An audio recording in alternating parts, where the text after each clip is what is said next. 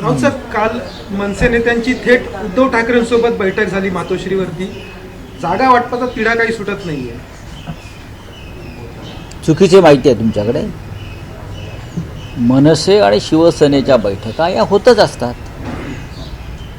राष्ट्रवादी काँग्रेस आणि शिवसेनेच्या बैठका सुरू आहेत. आमचे लोक राजसाहेबांना भेटायला जातात, मनसेचे लोक मातोश्रीवरती येतात. त्यात नवीन काय आहे बैठकांची? आणि कोणताही तिढा वगैरे नाही.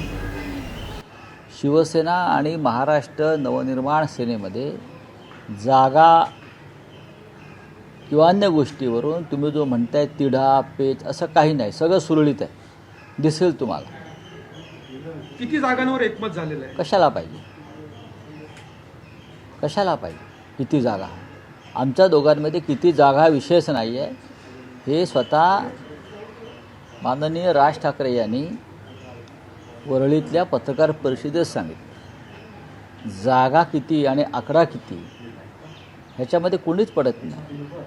शेवटी जे काही राहणार आहे ते शिवसेना मनसे या एका कुटुंबात राहणार आहे. दादर शिवडी माहीम हे 2 दिवस बाकी आहेत. 2 तास असले 2 तास की आवश्यकता नाही, पण कार्यकर्त्यांमध्ये कन्फ्युजन यामुळे कार्यकर्त्यामध्ये कन्फ्युजन जे काय आहे ते काय इलेक्ट्रॉनिक मीडियाच्या चॅनलमध्ये जाऊन ते उभे आहेत का? आम्ही कन्फ्यूज आहोत सांगायला? आमच्याकडे येतील ना. कोणी कन्फ्यूज नाही आहे. प्रत्येकाला कोणी निवडणुका लढायच्या आहेत, कोणी अर्ज भरायचे आहेत, त्या संदर्भात सूचना गेलेल्या आहेत. त्यांना EB फॉर्म आज मिळणार आहे.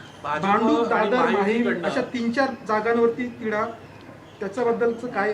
असं कोणी अधिकृतपणे सांगितलंय का आमच्याकडून किंवा राजसाहेबांकडून? मला असं वाटत नाही. हे तुमचे स्पेक्युलेशन्स आहेत.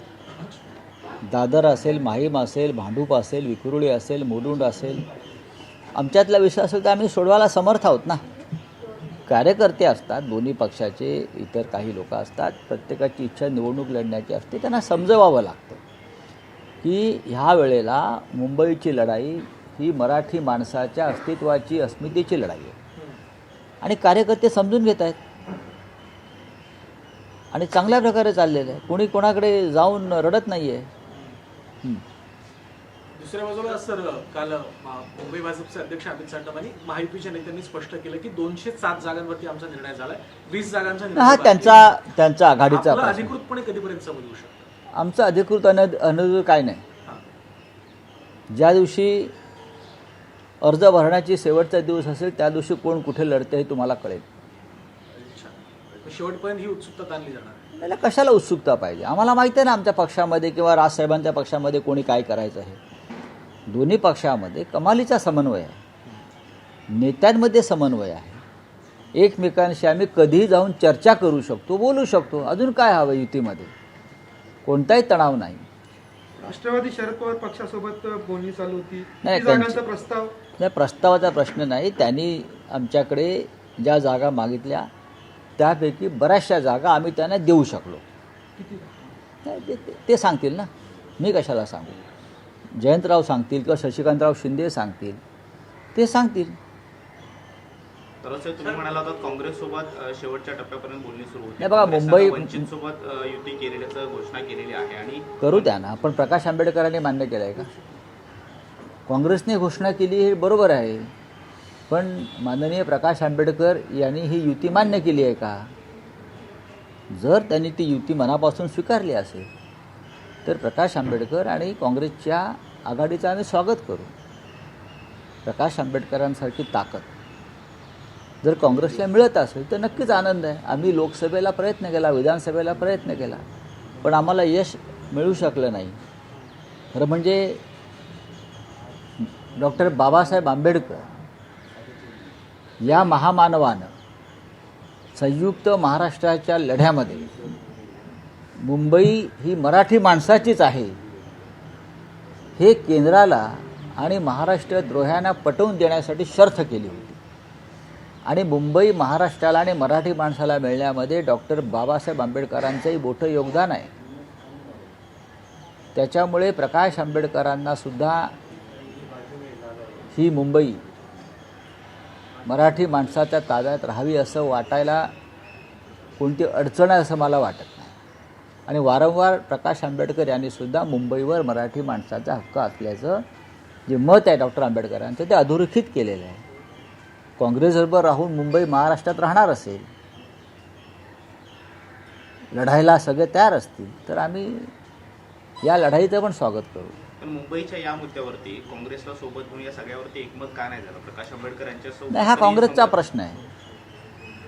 एकमत का झालं नाही? आम्ही काँग्रेसला त्यांना हव्या असलेल्या जागा द्यायला तयार होतो. काँग्रेसला ज्या जागा हव्यात, जे काँग्रेसचे बालेकिल्ले आहेत, ते देण्यासंदर्भात आमच्यात एकमत होतं. स्वतः राज ठाकरे यांचीसुद्धा तीच भूमिका होती, सगळ्यांनी एकत्र राहावं. पण राज ठाकरे आहेत म्हणून आम्ही नाही, ही भूमिका योग्य नाही. आम्हाला भारतीय जनता पक्षाच्या राक्षसांचा पराभव करायचा आहे. सर, बारामतीमध्ये आज दोन्ही पवार बंधू आहे, पवार कुटुंब आहे, एकत्र येत आहेत. एआयच्या नवीन इमारतीच्या उद्घाटनासाठी गौतम अदानी तिथे उपस्थित राहणार आहे. मग त्याच्यावरती शिवाय देतात त्याला जोडून एका बाजूला महाविकास तुम्ही शब्द आघाडी- जपून वापरा. शिवाय हा शब्द चुकीचा आहे. आम्ही आमची भूमिका मांडतो. मुंबईवर ज्या पद्धतीनं एक उद्योगपती ताबा मिळवतो आहे, मोदींचा मित्र आणि भाजपचा मित्र, त्याच्यावरती आमचा तात्विक आणि नैतिक विरोध आहे.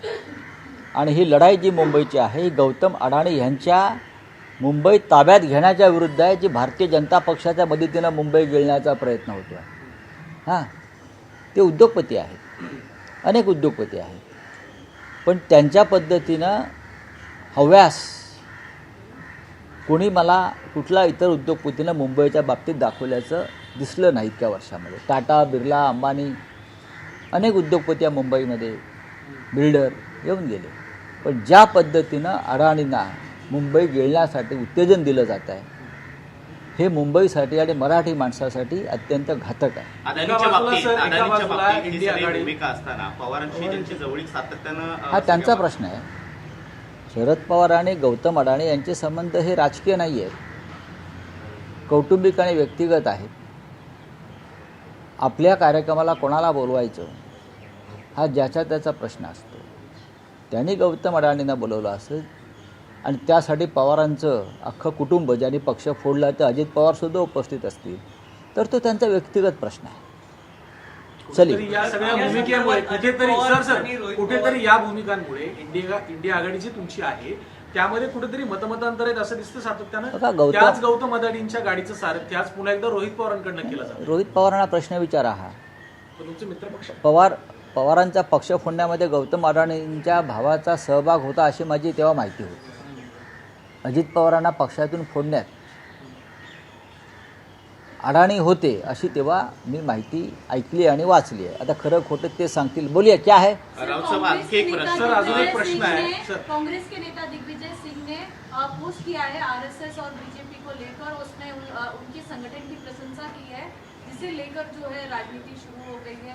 बात ऐसी है, जिस आरएसएस ने कभी देश के स्वतंत्रता संग्राम में सहभाग नहीं लिया,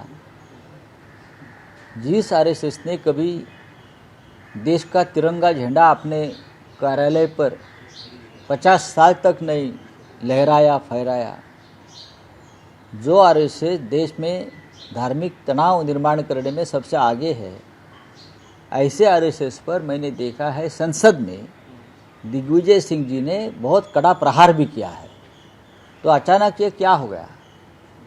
ये मुझे, हमारे मित्र है दिग्विजय सिंह जी, उनसे मैं समझ लूँगा ये उनका मत परिवर्तन कैसा हुआ है. सर, सर, मराठीमध्ये हाच टीएमसी के मुद्दा. नेता अभिषेक बैनर्जी ने बाबरी मस्जिद को लेकर बड़ा बयान दिया है. हुमायूं कबीर को लेकर उन्होंने टिप्पणी की है कि बीजेपी में और आप में क्या फर्क है. बीजेपी हुमायूं कबीर जो है बीजेपी का एजेंट है. जो मेरी जानकारी है, पश्चिम बंगाल में अब हुमायूं कबीर के भरोसे बीजेपी वहाँ चुनाव लड़ना चाहती है.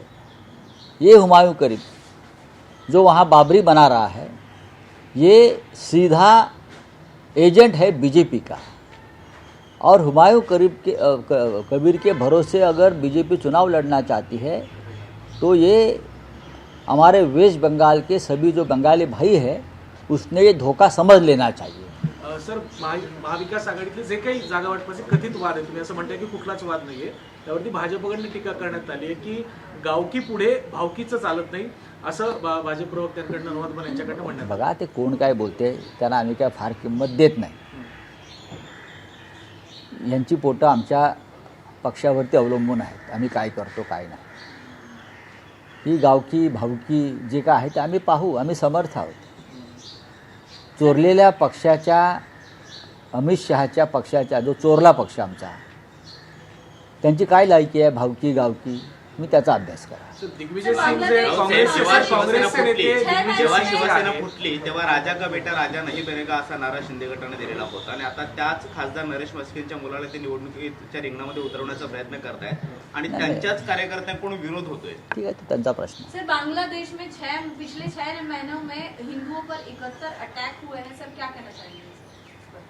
आरएसएस क्या कर रही है और भारतीय जनता पार्टी के हिंदू हृदय सम्राट क्या कर रहे हैं? यहाँ हिंदू मुसलमान कर रहे हैं भारत में चुनाव लड़ने के लिए, और बांग्लादेश में हिंदुओं के कत्लेआम हो रहा है. हिंदू मंदिर तोड़े जा रहे हैं. बांग्लादेश में क्यों? कंबोडिया में हिंदू मंदिर तोड़े जा रहे हैं. कंबोडिया में, बैंकॉक में, थाईलैंड में. और भारतीय जनता पार्टी जो अपने आप को हिंदुत्ववादी पार्टी समझती है, वो क्या कर रही है? दिल्ली में बांग्लादेश के हाई कमीशन के सामने आंदोलन कर रही है. मोदी जी की है, अमित शाह गृहमंत्री है. हाँ, जैसे आपने ऑपरेशन सिंदूर किया ना, वो आधा अधूरा छोड़ दिया. तो अगर बांग्लादेश में हिंदुओं की हत्या हो रही है खुलेआम, हिंदुओं को घरदार मंदिरें तोड़ रही है, जला रहे हैं, तो एक ऑपरेशन कर दीजिए ना, हिम्मत है तो आप में कर लीजिए. आपको किसने रोका है? ये ढोंगे हिंदुत्ववादी है, ये असली हिंदू नहीं है, ये बोगस लोग हैं. ये राजनीति के लिए हिंदुत्व का प्रयोग और उपयोग करते हैं. Thank you. एबीपी माझा, उघडा डोळे बघा नीट.